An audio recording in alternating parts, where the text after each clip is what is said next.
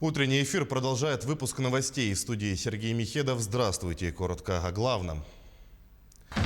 Прежде всего, это качество профобразования. Михаил Мишустин встретился с директорами колледжей Юга России. Тем временем на юге Якутии открылся новый авиамаршрут. Летать смогут 2 раза в неделю. И вниманию водителей республики, ухудшение погодных условий ожидают в ряде районов.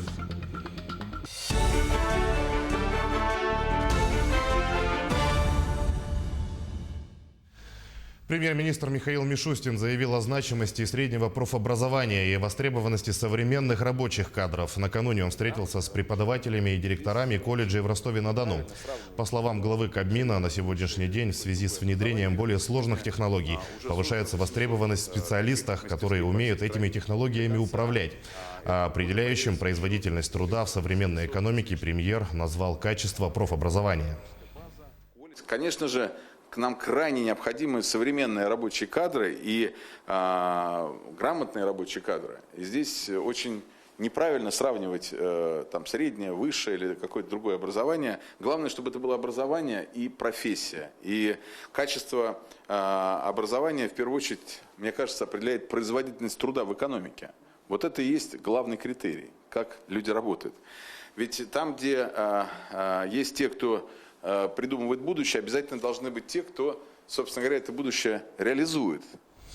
2,5 миллиарда рублей потребуется на субсидирование авиаперевозок в Якутии. Об этом сообщила СН Николаев в ходе прямого эфира в соцсетях. Глава региона затронул тему создания альянса дальневосточных компаний с единой ценовой политикой и соглашением по маршрутной сетке и отметил, что идею ее создания поддержали все дальневосточные регионы и несколько федеральных министерств. При этом он отметил, что внутрирегиональные авиарейсы также должны быть поддержаны федеральным центром.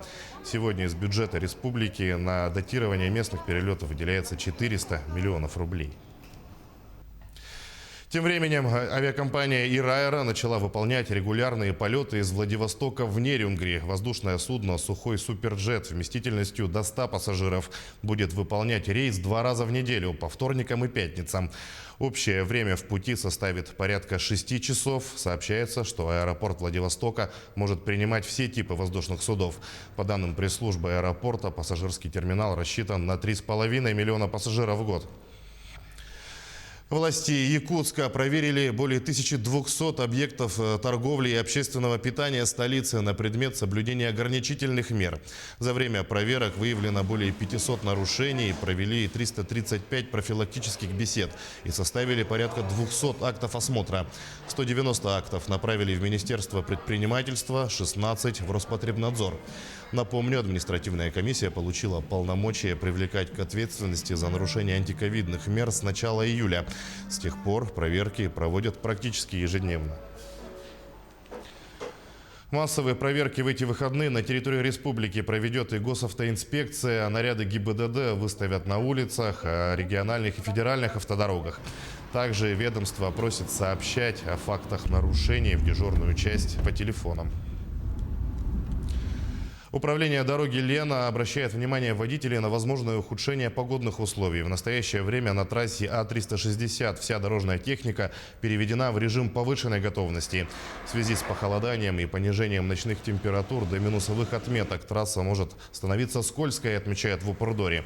Поэтому призывают отправляться в путь только на автомобилях, подготовленных к движению в зимних условиях, выбирать оптимальный скоростной режим, иметь при себе запас горючего и цепи противоскольжения. Между тем, мокрый снег ожидается на территории центральных и западных районов республики 4 и 5 октября. По сообщению Якутского управления гидрометеослужбы, на западе, северо-западе, Нижней Лене, а также в центральной части региона пройдет небольшой, местами умеренный мокрый снег с умеренным ветром. На побережье Арктики порывистый ветер до 15-20 метров в секунду. Температура воздуха ночью составит -3, -8 градусов. Днем ожидается потепление до +1, +6. Дополнительные ограничительные меры по коронавирусу ввели в Нюрбинском районе. У 26 человек накануне выявили COVID-19. У всех заболевших были признаки ОРВИ. По словам главврача ЦРБ Натальи Павловой, резкий рост числа больных с коронавирусной инфекцией в Нюрбе свидетельствует о том, что инфекция циркулирует в городе. Ряд школ в районе перевели на дистанционное обучение до 14 октября включительно. В настоящее время в нашем районе зарегистрировано 43 пациента с новой коронавирусной инфекцией, лабораторно подтвержденной, из которых 11 человек находятся на стационарном лечении в ковидном отделении на Нюрбинской центральной районной больнице, а также 27 взрослых и 5 детей находятся на амбулаторном лечении у терапевта и педиатра районной поликлиники. Больше недели прошло после вакцинации якутских медиков от COVID-19. Они чувствуют себя хорошо. Напомню, первые вакцины от коронавирусной инфекции получили медики, работающие в красной зоне. Подробности у Юрия Осипова. В числе добровольцев, которые первыми в республике получили прививки от COVID-19, оказались двое сотрудников провизорного отделения номер 3 лечебно-реабилитационного центра. Вакцина призвана помочь привитым людям выработать иммунитет к коронавирусу сроком до 2 лет. Мое самочувствие абсолютно никак не повлияло. Мы не уходили ни на какие больничные, продолжали работать интенсивно, как обычно. Никаких изменений в самочувствии вот в моем случае я не почувствовал. Температура не повышалась, место инъекции также не беспокоило. Вакцинация была обычным, как проводится в обычном режиме, как обычно от гриппа ежегодно. Таким же методом вводится игла в области плеча. Владимир работает в так называемой красной зоне. В провизорном отделении номер 3 на сегодняшний день находится около 40 пациентов. Их наблюдают и занимаются лечением около 30 человек медицинского персонала. Пациенты у нас стойкие, пытаются не падать духом, борются со своими заболеванием. Очень большой процент населения, который на данный момент у нас лежит, до этого не верили, что есть вообще COVID-19. Большая часть, конечно, думает, что это все наиграно, что этой болезни нету, искусственно создано. Пока люди сами, к сожалению, не оказываются на больничных койках. Всего для медиков, задействованных в борьбе с коронавирусом, планируется поставка около 1000 вакцин. Добровольцы, которые получили ее первыми, говорят, что лучше сразу привиться, чем потом заболеть и лечиться. После того, как будут привиты группы риска, добровольная вакцинация начнется и для населения. Юрий Осипов, Павел Пахомов, Якутск. В Ленске открыли реабилитационный центр. Вопрос о переводе социально значимого учреждения в новое помещение возник еще в 2014 году. Тогда бывшее деревянное здание было признано непригодным для размещения в нем подобного объекта с круглосуточным пребыванием детей. Было принято решение о переводе реабилитационного центра в освободившееся каменное здание, где ранее располагалась муниципальная аптека. В 2018 году был заключен контракт более чем на 17 миллионов для реконструкции здания. Деньги выделила районная администрация, затем дополнительно 9 миллионов направило Министерство труда и соцразвития. Накануне двери реабилитационного центра для несовершеннолетних распахнулись для его обитателей. За год в центре пребывает более 150 детей, а 107 семей, попавших в тяжелую жизненную ситуацию, состоят на учете и нуждаются в поддержке.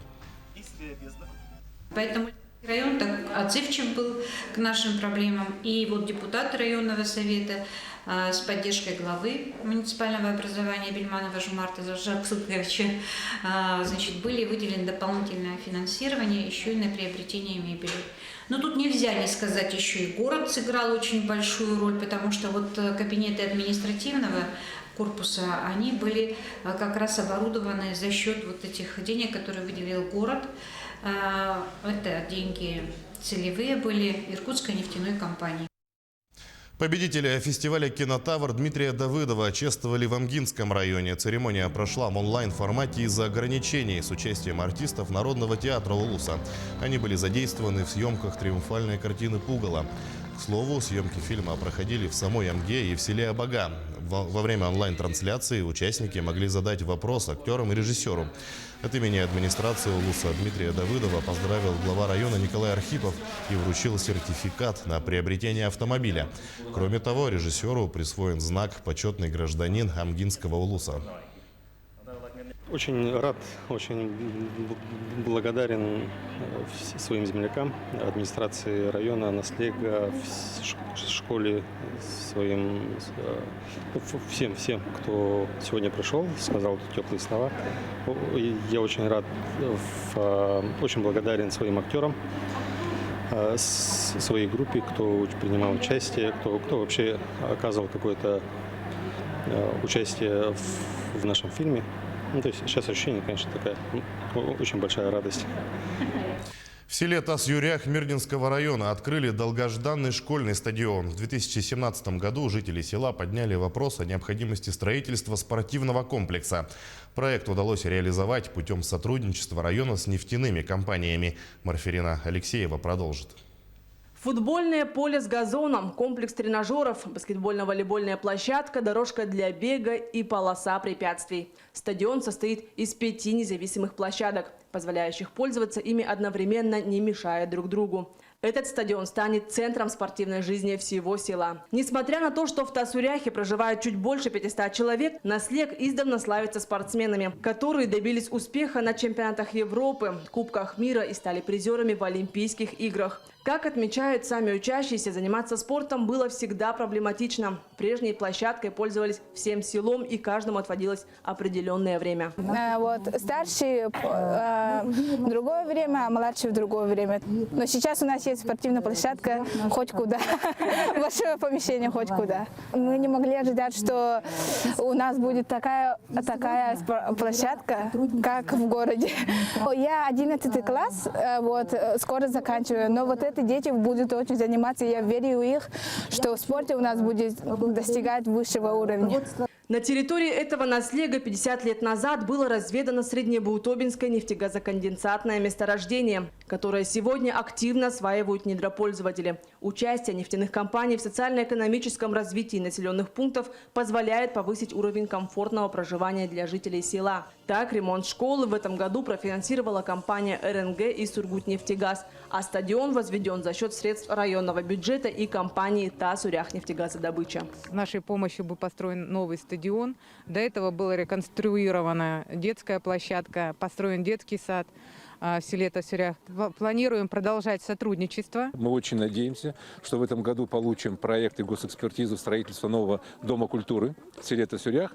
И уже предварительно мы договорились, что также будет на долевых участиях профинансировано строительство нового дома культуры для села Тас-Юрях с участием общества Тас-Юряхнефтегазодобыча. В этом году селу Тас-Юрях исполняется 125 лет со дня образования. Это старейшее село Мирнинского района. На земле наслега успешно добываются полезные ископаемые. Жизнь сельчан обязана становиться качественней и комфортней. Марферина Алексеева, Артем Алексеев, Мирнинский район. К этому часу это все новости. Оставайтесь с нами.